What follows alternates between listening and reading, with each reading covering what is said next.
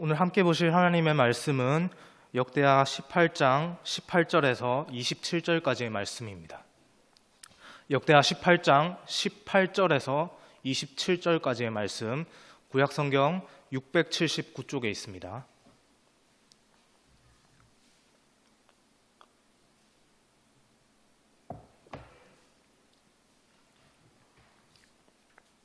(18절에서) 27절까지의 말씀을 함께 교독하여서 읽겠습니다. 제가 먼저 보겠습니다. 미가야가 이르되 그런즉 왕은 여호와의 말씀을 들으소서. 내가 보니 여호와께서 그의 보좌에 앉으셨고 하늘의 만군이 그의 좌우편에 모시고 섰는데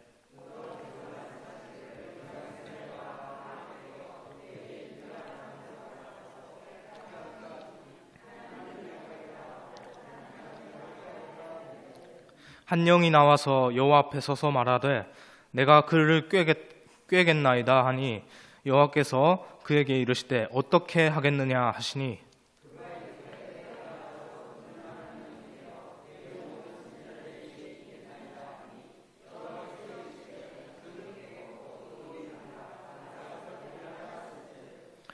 이제 보소서 여호와께서 거짓말하는 영을 왕의 이 모든 선지자들의 입에 넣으셨고 또 여호와께서 왕에게 대하여 재앙을 말씀하셨나이다 하니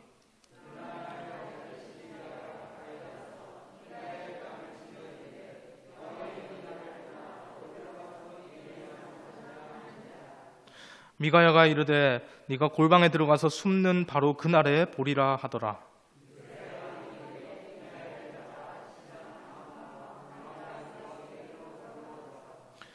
왕이 이같이 말하기를 이놈을 옥에 가두고 내가 평안히 돌아올 때까지 고난의 떡과 고난의 물을 먹게 하라 하셨나이다 하니 미가야가 이르되 왕이 참으로 평안히 돌아오시게 된다면 여호와께서 내게 말씀하지 않으셨으리이다 하고 또 이르되 너희 백성들아 다 들을지어다 하니라. 아멘. 수요예배 나오신 성도 여러분 환영합니다.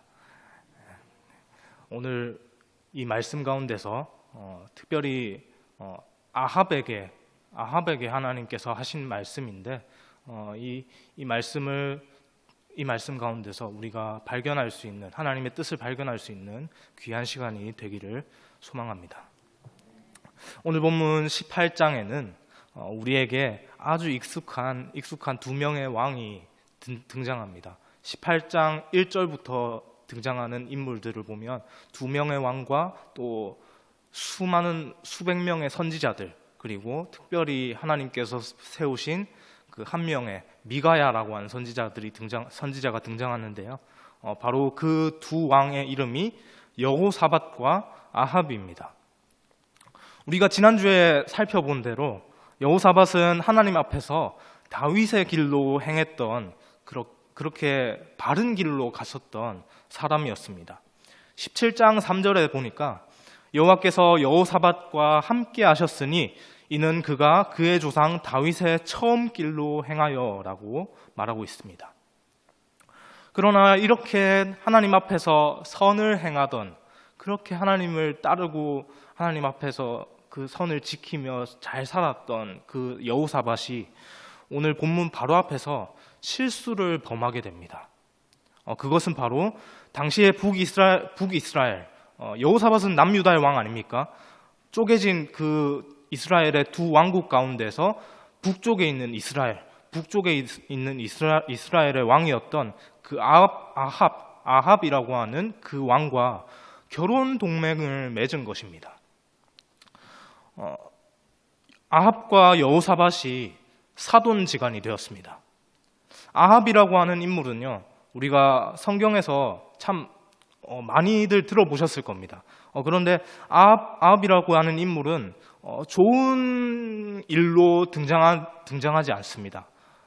성경에 등장하는 그 수많은 왕들을 봤을 때 아합이라고 하는 인물은 그 사람들을 순서대로 다음 중 악한 왕을 순서대로 쓰시오라고 했을 때 첫 번째라면 둘째가라면 서러울 내가 둘째 번에 뽑힌다 이렇게 생각한다면 서러울 정도로 거의 악함의 극치라고 할 수 있었습니다. 그런 사람입니다. 굉장히 악한 사람입니다. 하나님 앞에서 인정받으면서 또 이스라엘을 잘 다스렸던 그 여호사밧이라고 하는 그 인물과 그 왕과는 완전히 극과 극 대척점에 서 있는 사람이죠. 오늘 그 두 왕이 동시에 등장하는 본문이죠. 그런데 이 극과 극에 있는 대척점에 있는 두 사람이 어떻게 결혼 동맹을 맺게 된 것일까요? 여러분 혹시 정략 결혼이라는 말을 들어보신 적이 있으신가요? 아침 드라마에서 많이 들어보셨을 겁니다. 그렇죠? 저도 아침 드라마 많이 재밌게 봤는데 옛날에요. 재밌게 봤는데 그런 드라마를 보면 정략 결혼이라고 하는 소재가 빠짐없이 이렇게 등장합니다. 어떤 의미입니까? 이게 기업과 기업, 어떤 회사와 회사가 자기들의 어떤 세력을 또 확장하거나 또 그 자기들이 갖고 있는 거를 잘 지키기 위해서 그런 수단으로 이런 결혼을 택하는 것, 전략적으로 아주 전략적으로 결혼을 택하는 것을 말하는 것이죠. 그래서 이제 그 회사에 있는 그 오너의 자녀들, 그 결혼 정년기에 있는 그 자녀들을 이렇게 그 자녀들의 어떤 당사자들의 마음 그런 것과는 전혀 무관하게 그 두 사람을 이제 이어서 결혼시키고 그렇게 이제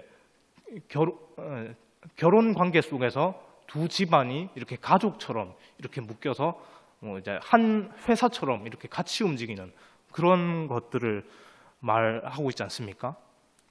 이것들이 하는 것은 결국에는 철저히 비즈니스적인 관계입니다.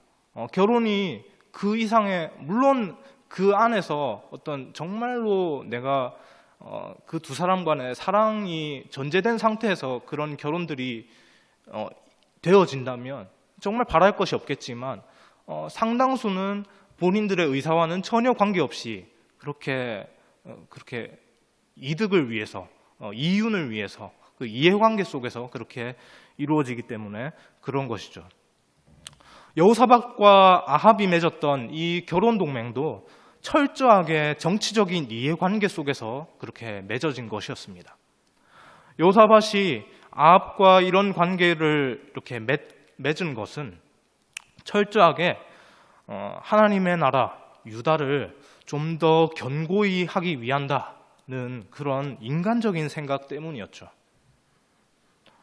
생각해 보십시오. 유다가 북이스라엘과 그렇게 결혼 동맹을 맺게 된다면 적어도 이 두 나라 사이에서는 전쟁이 없지 않겠습니까? 전쟁이 없다면 어떻게 되죠? 전쟁이 없으면 그 군대에 들어갈 자원들이나 이런 것들을 좀 더 다른 곳에도 쓸 수 있게 되지 않겠습니까? 그렇기 때문에 좀 더 안전하고 풍요로운 생활이 가능해지겠죠. 동맹인 나라를 그렇게 공격하지는 않지 않겠습니까? 공격을 하지 않겠죠. 말이 꼬였는데 공격을 하지 않겠죠. 왜 그렇습니까? 심지어 그 두 나라는 남유다와 북이스라엘은 이제 결혼 동맹 혈연으로 묶여졌습니다. 일반 동맹도 아니고요. 그냥 우리나라와 미국이 맺은 어떤 한미 동맹 이런 관계가 아니고요. 혈연 동맹입니다. 혈연 동맹, 특별히 혈연 동맹이니까 더 그렇지 않겠습니까? 가족의 등에 누가 비수를 꽂겠습니까? 어느 누구도 그렇게 생각 못할 겁니다. 우리가 그렇게 생각했듯이 그 옛날에 그 사람들도 그 당시에 그 사람들도 그렇게 생각을 했던 것이죠.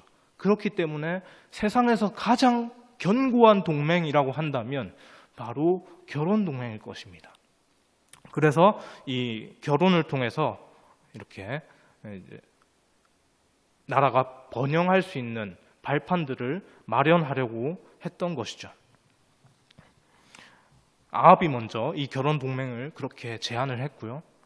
생각을 해보니까 여호사밧의 입장에서도 지금 이 나라가 잘 유지가 되고 있는데 좀 더 라는 그런 생각이 있었을 겁니다. 그래서 그 동맹을 수락하게 됩니다.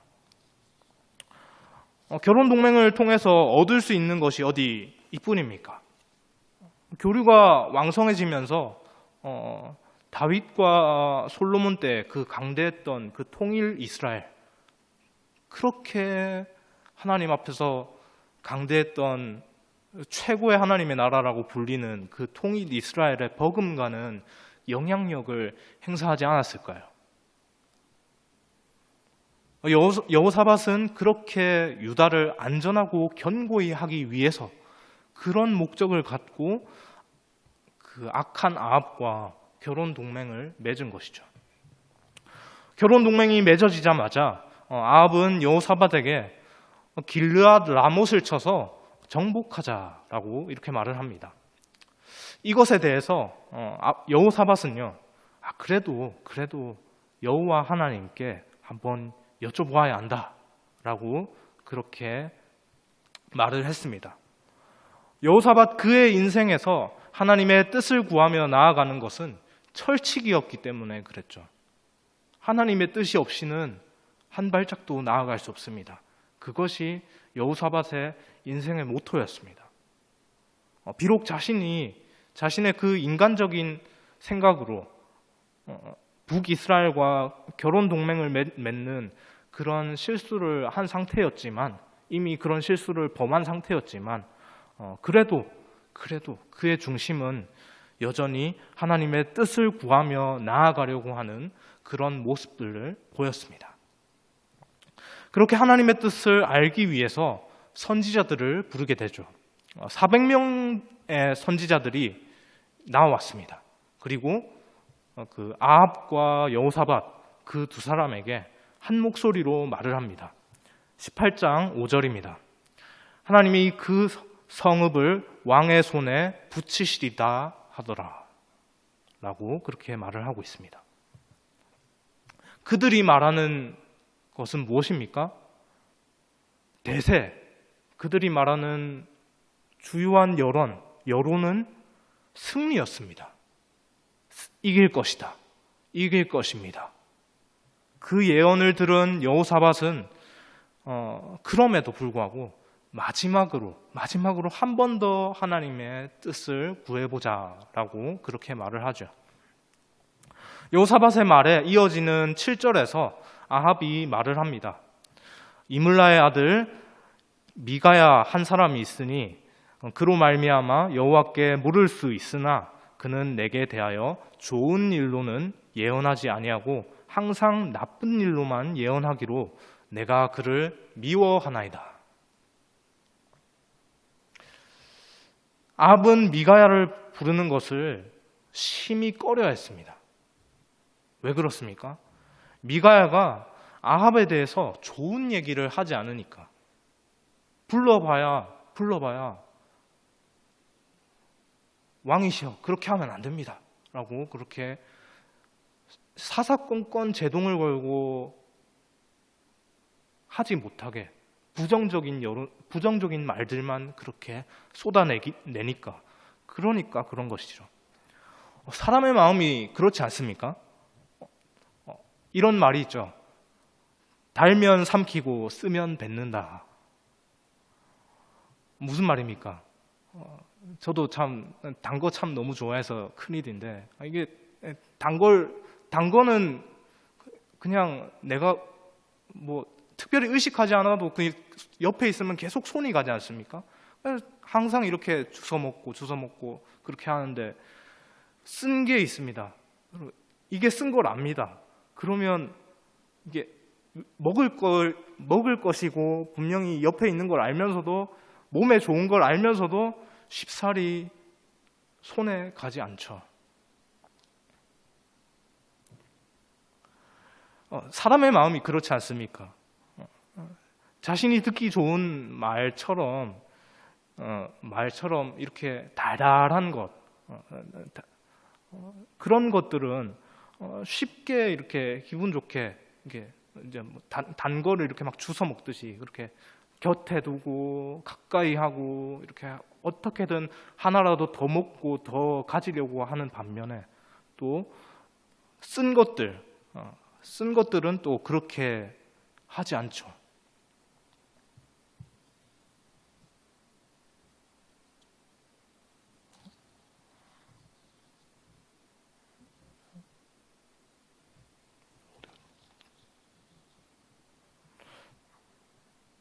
자신을 향해 날아오는 그런 평가나 그런 부정적인 평가나 그런 안 좋은 여론들, 그런 것들은 우리가 자연스럽게 멀리하게 되지 않습니까? 미가야의 입장에서는 아합을 향해서 그렇게 뭐 개인적인 감정들이 없습니다.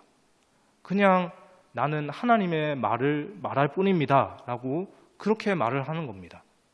그렇게 하나님의 뜻을 전합니다. 그런데 아합의 입장에서, 그걸 받는 아합의 입장에서는 어떻죠? 항상 아합의 본인의 그 행동들은 생각지 않고요, 항상 이 사람은 나에게 악한 말, 안 좋은 말, 부정적인 말만 쏟아내는구나, 이 사람은 나한테 뭔가 감정이 있는 것 같아 라고 그렇게 생각하면서 그 사람을 계속해서 멀리하고 배척하고 그렇게 하게 되지 않습니까?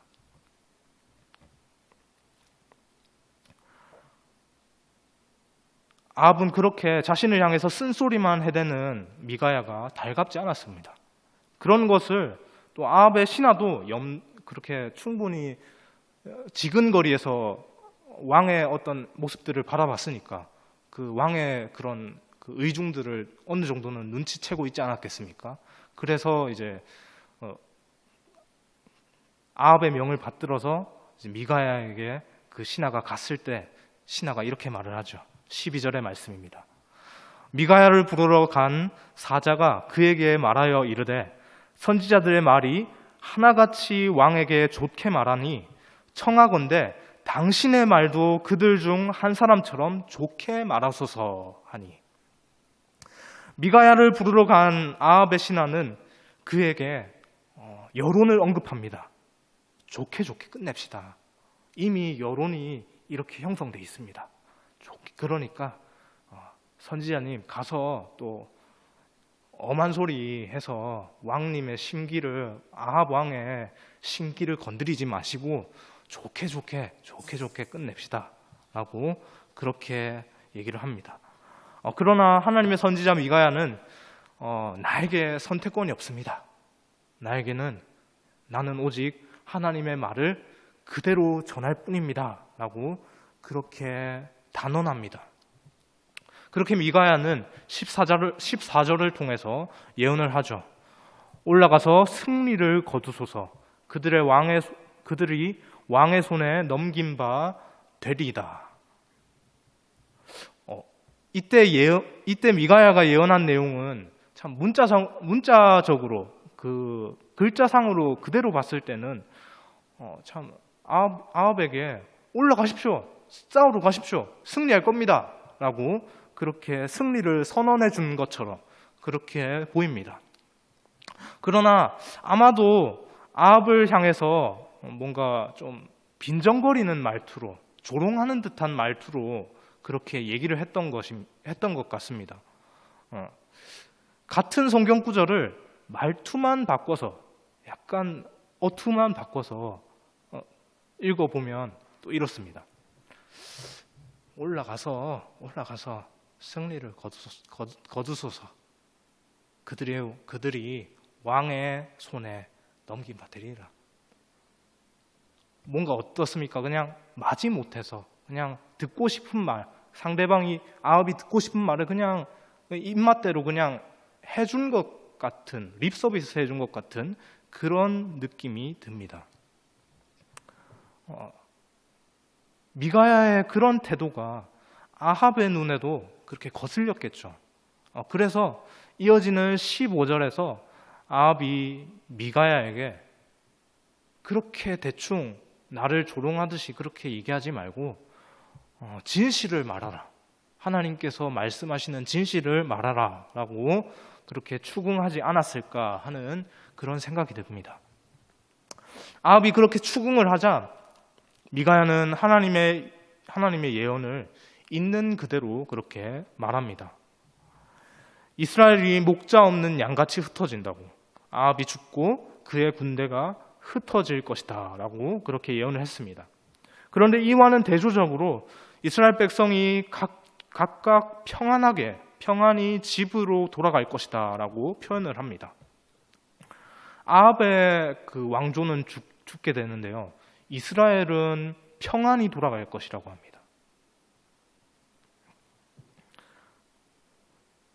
그것은 북이스라엘 백성들을 힘들게 하던 아합이 그 전쟁에서 죽을 것이기 때문입니다. 그 전쟁에서 패해서 아합이 죽는 것이 이스라엘에게는 하나님께서 주시는 그 복을 누리는 것이기 때문에 하나님께서 아합에게는 그렇게 죽음을 선포하셨지만 그 죽음을 통해서 이스라엘은 자유하게 될 것이다, 평안을 얻게 될 것이다 라고 그렇게 말씀하신 것이죠. 그 말에 아합이 열이 안 받을 수 없겠죠. 안 그래도 그동안 이제 하나씩 정립해 왔던 그런 그 미가야를 향한 그 앙금, 속에 마음에 담아둔 앙금이 남아 있는데 드디어 터져버렸습니다. 17절의 말씀입니다. 이스라엘 왕이 여호사밧에게 이르되 저 사람이 내게 대하여 좋은 일로 예언하지 아니하고 나쁜 일로만 예언할 것이라고 당신에게 말씀하지 아니하였나이까 하더라. 아합의 모습이 어떻습니까? 미가야의 예언을 더 이상 들을 필요가 없다는 태도를 보이고 있죠. 미가야가 자신에게 개인적인 악감정이 있어서 의도적으로 악담을 퍼붓고 있다라고 그렇게 여호사밧에게 말을 하고 있습니다. 아합의 이러한 반응에 미가야는 많은 선지자가 한결같이 승리를 장담한 것과 아합이 자기 말을 듣지 않는 그 이유에 대해서 설명합니다. 두 가지가 있는데요. 첫 번째 이유, 아합이 많은 선지자가 한결같이 승리를 장담한 그것과 아합이 자기 말을 듣지 않는 이유, 그 모든 이 본문의 상황의 이면에 있는 이유 첫 번째가 바로 하나님께서 주재하시는 천상회의에서 그렇게 결정이 되었기 때문이다라고 그렇게 말하고 있습니다. 본문 18절 19절의 말씀을 제가 읽겠습니다. 미가야가 이르되 그런즉 왕은 여호와의 말씀을 들으소서. 내가 보니 여호와께서 그의 보좌에 앉으셨고 하늘의 만군이 그의 좌우편에 모시고 섰는데 여호와께서 말씀하시기를 누가 이스라엘의 왕 아합을 꾀어 그에게 길르앗 라못에 올라가서 죽게 할까 하시니 하나는 이렇게 하겠다 하고 하나는 저렇게 하겠다 하였는데, 아합의 패배는 북이스라엘을 향한 하나님의 주권적인 결정이었습니다. 앞에서도 말씀드렸듯이 하나님께서는 아합의 패배와 그 죽음을 통해서 아합 때문에 힘들어하는 북이스라엘을 자유롭게 하시려고 그렇게 하신 거였죠. 그것을 미가야가 그렇게 하나님의 말씀을 받들어서 아합에게 말을 했습니다. 하나님의 뜻을 말했는데 정작 아합은 듣지 않습니다. 왜 그렇습니까? 그의 인생의 모습이 철저하게 제가 방금 전에도 얘기했던 달면 삼키고 쓰면 뱉는다라고 하는 그런 모습으로 살았기 때문이죠. 왕인 자신을 향해서 들려지는 낙관적이고 긍정적인 이야기들에 매우 취해 있었습니다. 그래서 그 선지자들이 하는 그 승리의 말들을 곧이곧대로 그렇게 믿어버린 것이죠. 그런 상황에서 미가야의 예언은 그저 자신을 향한 험담일 뿐이었습니다. 왜 그렇습니까? 그 수많은 선지자들이, 그 400명이라고 하는 수많은 선지자들이 이미 한결같이 한 목소리로 그렇게 얘기하고 있습니다. 그러면 400대 1입니다. 수학적으로 계산했을 때도 확률적으로 봐서도 이 수많은 사람들이 한결같이 이 목소리를 내고 있으니 이것이 좀 더 하나님의 뜻이 아닐까라고 충분히 생각을 했겠죠. 그런 가운데서 더더욱 미가야는 하나님의 뜻을 받아서 아합에게 쓴소리만 해대고 있으니 아합의 마음이 미가야를 향해서 좋을 리가 없습니다. 당연히 너 개인적인 생각으로 나한테 자꾸 악담을 퍼붓는 거지 라고 얼마든지 충분히 그렇게 생각을 할 수 있는 것이죠.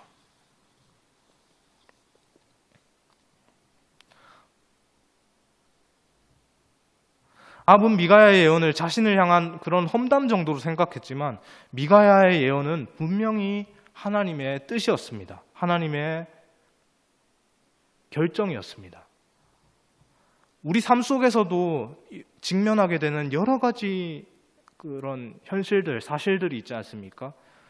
그런 것들 가운데서 우리는 때때로 우리가 좋아하는 것만 또 선택적으로 바라보고 선택적으로 택하고 선택적으로 가까이 하고 있지는 않습니까? 아합의 모습을 통해서 우리의 모습을 한번 되돌아보기를 원합니다. 계속해서 미가야가 지적하는 것은 아합이 자신의 말을 듣지 않는 이유에 대해서 거짓말하는 영이 꾀었다라고 말을 합니다. 20절에서 22절의 말씀입니다. 이것도 제가 읽겠습니다. 한 영이 나와서 여호와 앞에 서서 말하되 내가 그를 꾀겠나이다 하니 여호와께서 그에게 이르시되 어떻게 하겠느냐 하시니 그가 이르되 내가 나서서 거짓말하는 영이 되어 그의 모든 선지자들의 입에 있겠나이다 하니 여호와께서 이르시되 너는 꾀겠고 또 이루리다 나가서 그리하라 하셨은즉 이제 보소서 여호와께서 거짓말하는 영을 왕의 이 모든 선지자들의 입에 넣으셨고 또 여호와께서 왕에게 대하여 재앙을 말씀하셨나이다 하니 하나님 주재 천상회의에서 거짓말하는 영이 아합을 꾀겠다라고 그렇게 말을 합니다. 그렇게 아합은 400명의 선지자들이 이구동성으로 말하는 감언이설에 홀라당 넘어간 것입니다. 그런데 방금 읽은 본문을 보면 뭔가 좀 이상하지 않습니까? 하나님께서 주재하시는 천상회의에 거짓말하는 영이 출현했습니다. 거룩하신 하나님이신데 거짓말하는 영이 그 거룩하신 분과 거룩하신 하나님과 함께 있습니다. 그리고 하나님께서는 거짓말하는 영이 마음껏 행하도록 그렇게 허용해 두십니다. 하나님께서 악한 하나님이셔서 그렇습니까? 그렇지 않습니다. 하나님께서는 선하신 분이시고요. 우리를 향한 예정을 그렇게 주권적으로 행하시는 분이죠. 그 예정하심 속에서 하나님의 뜻을 우리에게 날마다 보이시는데요. 그 뜻을 오늘 본문에 거짓말하는 그 영과 같은 그 악한 존재들을 허용하시는 것으로도 그렇게 이루실 때가 있습니다. 그렇지만 그렇다고 해서 하나님이 우리를 그 악의 구렁텅이로 그렇게 작정하고 몰아가시는 것, 그런 분은 아닙니다. 만약 그렇다면 우리를 위해서 하나님이시고 하나님의 말씀이신 그 아들 예수님을 하나님께서 직접 그 손으로 우리 가운데, 이 땅 가운데 보내실 리는 없지 않습니까? 그냥 가만히 놔둬도 그렇게 악한 길로 행해서 그게 자멸할 텐데, 정말 우리가 정말 악한 하나님이시라면 그렇게 악한 길로 빠져서 죽도록, 멸망당하도록 내버려 두실 수도 있는 것입니다. 그렇지만 하나님께서 그렇게 하지 않으셨습니다.